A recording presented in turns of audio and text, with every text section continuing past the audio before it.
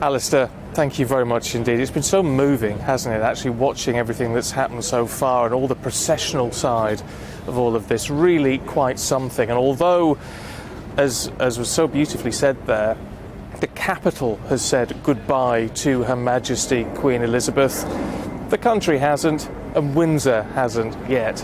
And Windsor is a remarkable place, as everyone's been saying, of course, so close to the Queen's heart. And yet a place which perhaps has never been as busy as it is today, certainly along the Long Walk and around the castle itself, and yet perhaps never so quiet. It is remarkable here, just remarkable at just how many thousands of people have gathered and how serene the scene is, and no doubt it will become even more quiet and more serene when Her Majesty the Queen's coffin arrives at the Long Walk, the top of the Long Walk, where it will be removed from the hearse, and then that procession down the Long Walk, 2.6 miles or so, will begin.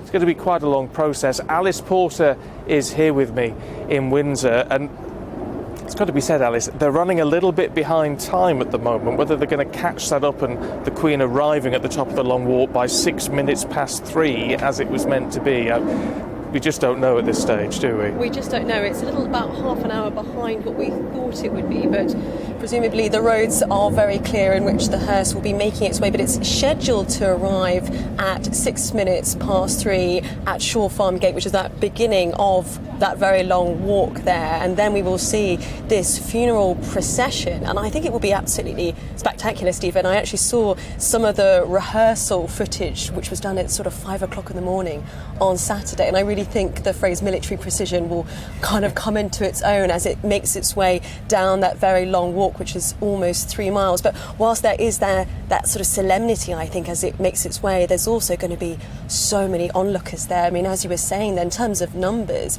we're looking at more than 150,000 people who are here in Windsor. So it's an enormous operation in terms of the procession, but also incredibly challenging for the police as well.